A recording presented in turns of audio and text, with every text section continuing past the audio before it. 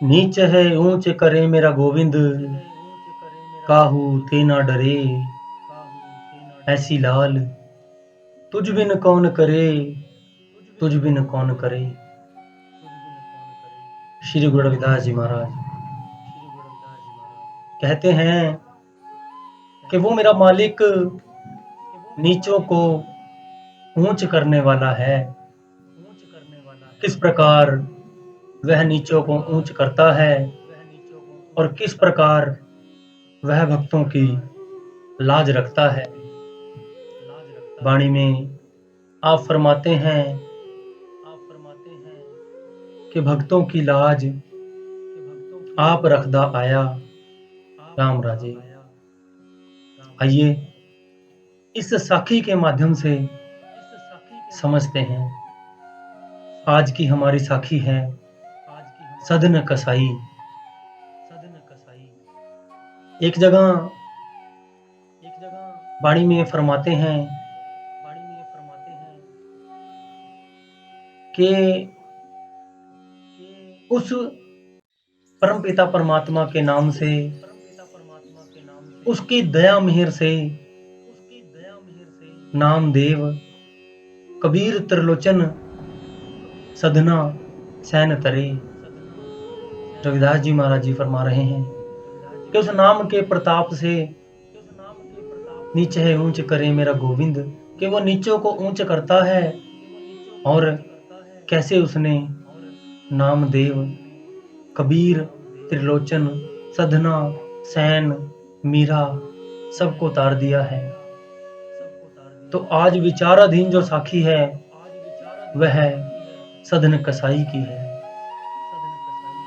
एक बार का जिक्र है कि सधना एक कसाई था जो मांस बेचकर अपने परिवार का गुजारा करता था। एक दिन सधना कहीं से एक काला पत्थर ले आया, उसको ताखड़ी में रखकर उसके साथ वह मांस तोलने लगा। अब लोग देखते हैं कि सधना उस काले पत्थर के साथ मांस तोल तोल कर बेचता है। और किसी पंडित ने, किसी पुजारी ने देखा तो वह कहता है कि यह तो सालिग्राम है और यह सालिग्राम के साथ मांस तोल कर बेचता है।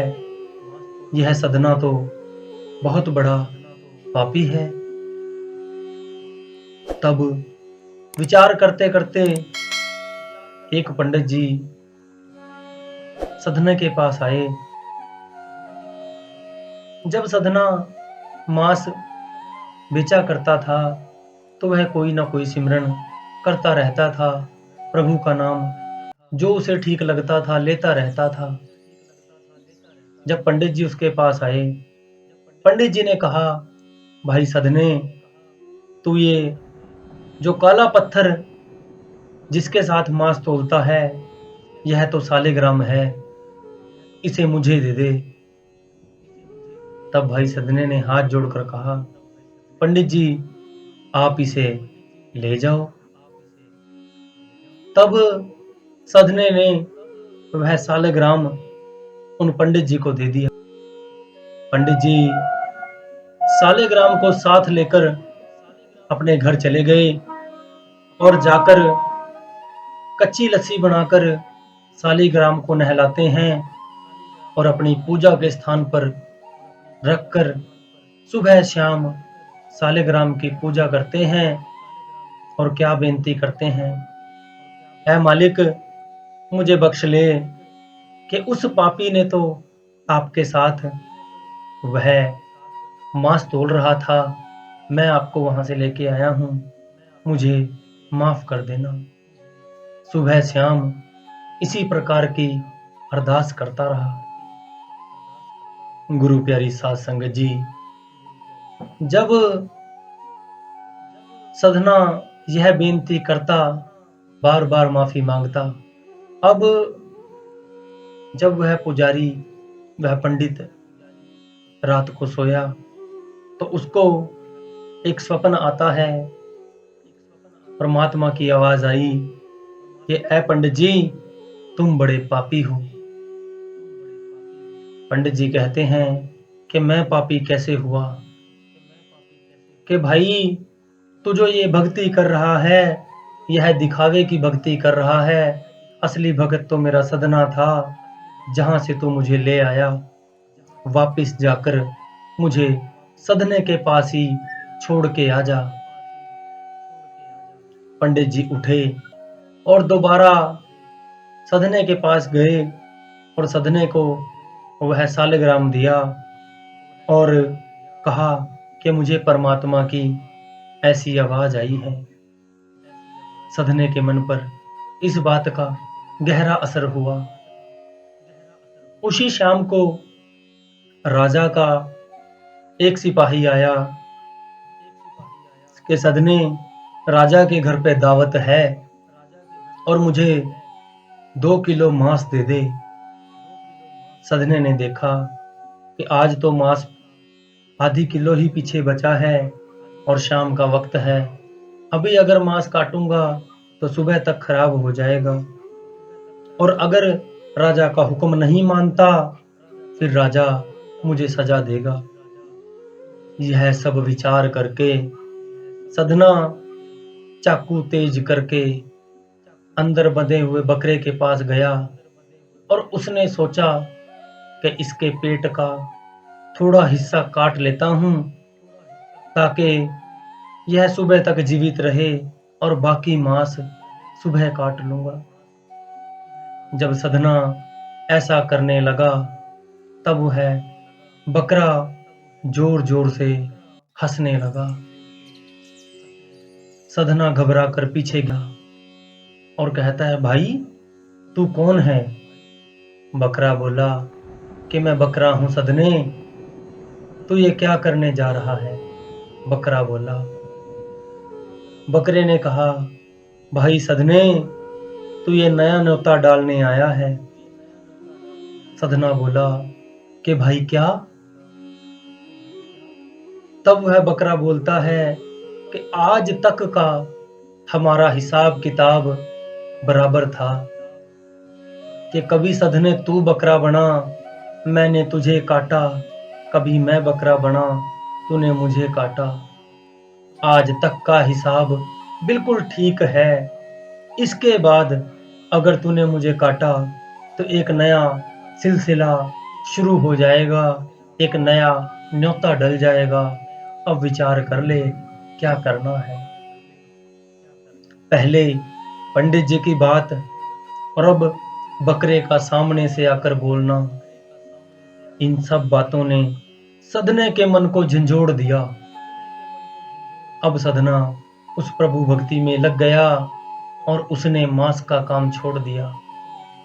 रोज संतों के सत्संग में जाता है, उनकी चरण शरण में जाता है। चारों तरफ सदने के लिए लोग बातें करने लगे कि अभी तक तो कसाई था, मांस काटता था, अब पंडितों की तरह कपड़े पहन पहन कर सत्संग करता फिरता है, मंदिरों में जाता है। इस कसाई ने तो हमारा भी धर्म भ्रष्ट कर दिया। गुरु प्यारी साध संगत जी, जब सदने से ये सब सहा ना गया तो उसने सोचा कि यह गांव ही छोड़ दो। सदने ने वह गांव छोड़ दिया। अब सदना गली गली जंगल जंगल घूमता है। एक शाम सदने को भूख लगी। उसने देखा कि नजदीक ही एक गांव है, वहां जाकर रोटी मांगता हूं। सदने ने एक दरवाजा खटखटाया। अंदर से एक औरत आई। उसने बोला, बीबी रोटी खानी है। बीबी ने कहा, आओ संत जी, हमारे धन्य भाग, हम आपको खाना जरूर खिलाएंगे। सदना अंदर चला गया। सदने ने बैठकर खाना खाया और खाना खाकर सदना कहने लगा, अच्छा बीबी, मैं चलता हूं। वह बीबी बोली कि महात्मा जी, रात हो गई है, अभी आप कहाँ जाओगे? रात मेरे यहाँ काट लो, ले जाना। सधने ने कहा कि बीबी, मैं तो साधु हूँ, पेड़ के नीचे कहीं भी रात काट लूंगा।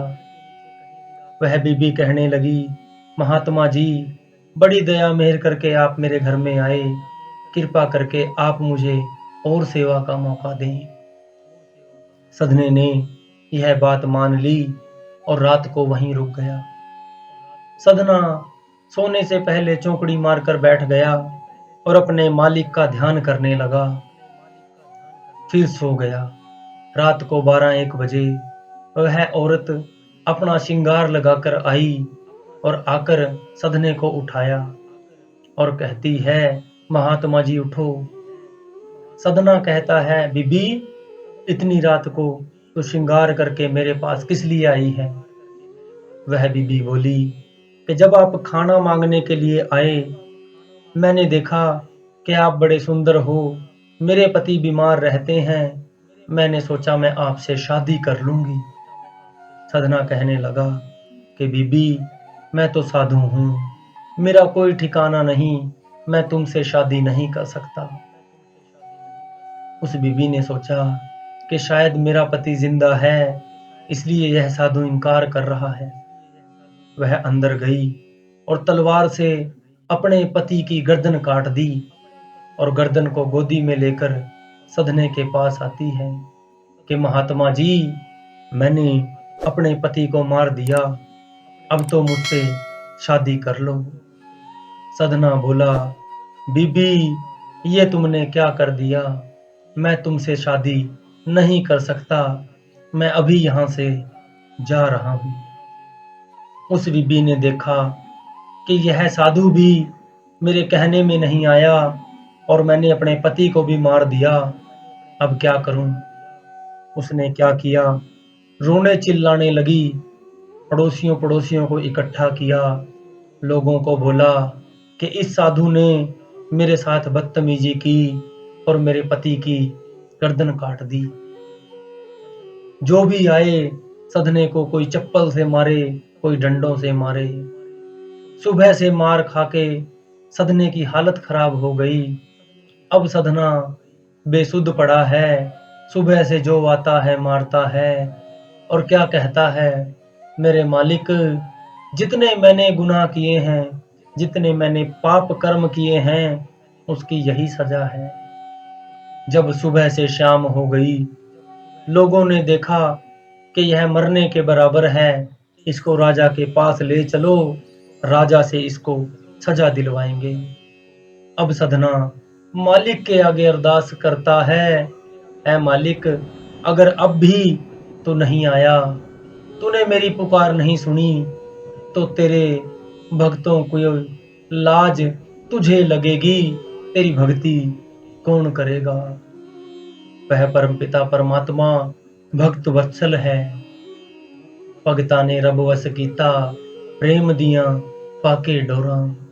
कि भाई, वो भगवान भक्ति के बस होकर अपने भक्तों की पुकार जरूर सुनता है। सधने को राजा के दरबार में ले जाया गया। उस बीबी ने सारी बात राजा को सुनाई। तब राजा ने बोला कि सुबह इसकी आंखें फोड़ दो और इसकी गर्दन काट के इसको मृत्यु दंड दे दो। सुबह जब दरबार लगेगा, सब फिर से हाजिर हो जाना। तब वह राजा रात को सोने के लिए चला गया।